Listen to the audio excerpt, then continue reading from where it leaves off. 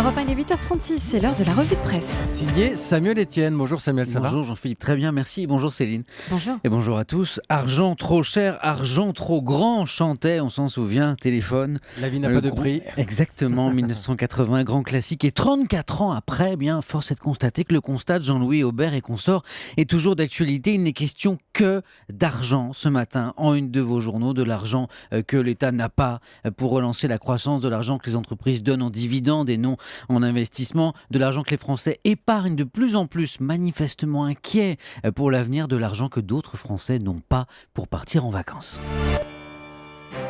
Mais d'abord Samuel, 12 conseils pour bien vivre sa rentrée. Ouais, c'est la une du magazine Pèlerin, à qui il n'a pas échappé que les vacances étaient en train de se terminer et d'aller consulter un psychiatre, Christophe André, spécialiste de la question du bonheur, de l'épanouissement personnel. Et puis, il nous donne 12 bons conseils pour préserver les bienfaits de ces vacances et aborder cette parfois dure rentrée en toute quiétude. De sympathiques conseils, de bon sens. En voici quelques-uns. Souriez aux gens que vous croisez, cultivez la gratitude, méditez, pardonnez même à ceux qui vous agressent.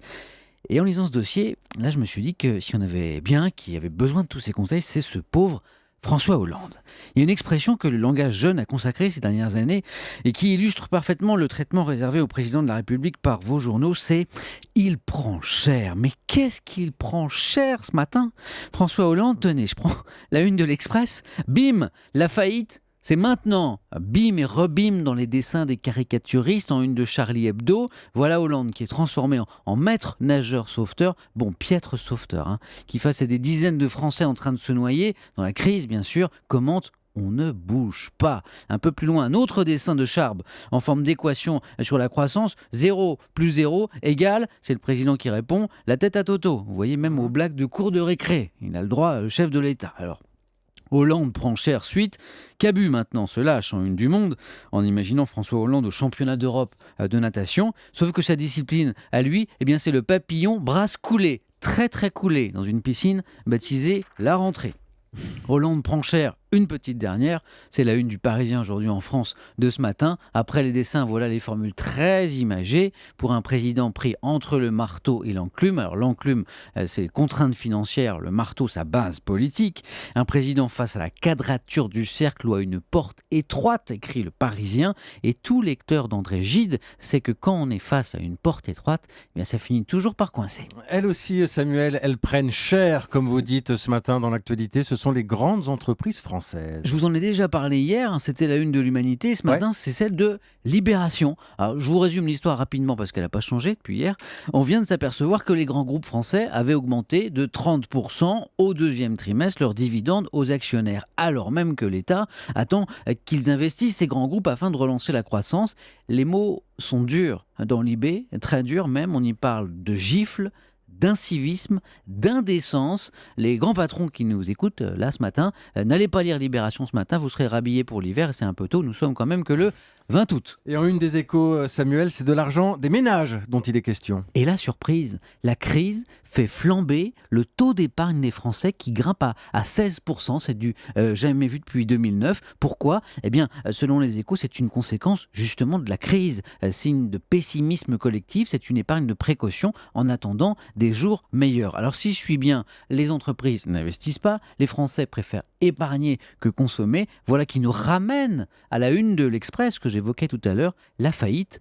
C'est maintenant. Bon alors c'est pas non plus obligé, mais est-ce qu'il y a quelque chose de plus léger malgré tout dans la presse ce matin, Samuel ? Oui, j'ai trouvé une sympathique double page sur les joies du camping.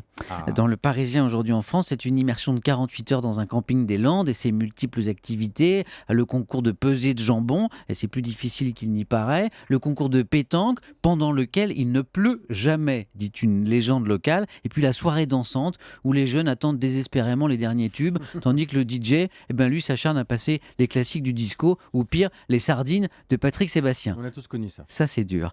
Tout fier de ma petite respiration vacancière dans la grise actualité, j'ai le malheur de reprendre Libération, qui me rappelle que près de la moitié des Français ne partent pas en vacances, même au camping des Sardines. Alors il y a bien les initiatives de quelques organisations caritatives, mais celles-ci rapportent que souvent, eh bien, elles essuient des refus, que les plus démunis ne s'autorisent même plus à y penser aux vacances, les adultes en tout cas, car les enfants, eux, eh bien, ils disent jamais non à une journée au bord de la mer. C'est ce qu'explique Julien Lauprêtre du Secours populaire. Un jour à la mer et l'enfant le transforme en 3 semaines à Saint-Tropez. Au moins eux aussi pourront répondre à la question habituelle de la rentrée. Et toi, t'as fait quoi pendant les vacances ?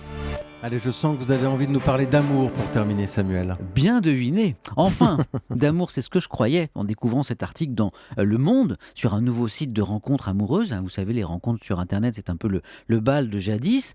Grosse désillusion et les bras m'en sont tombés car le principe de ce site What's Your Price, je vous sais bilingue, Jean-Philippe, donc littéralement c'est quel est ton prix, et c'est qu'on a d'un côté des membres généreux, prêts à offrir entre 5 à 100 euros pour un rendez-vous galant, et de l'autre, des membres séduisants qui peuvent accepter ou refuser l'offre. Et tiens, comme c'est bizarre, les membres généreux, quasiment toujours des hommes. Comme c'est étrange, le membre séduisant, c'est toujours une jolie jeune femme. Et là, parce que vous êtes malin, vous allez me demander, mais ne serait-on pas là en train de flirter non pas avec l'amour, mais avec ce qu'on appellera pudiquement le plus vieux métier du monde? Mais vous savez quoi? Je me demande aussi. Samuel Etienne.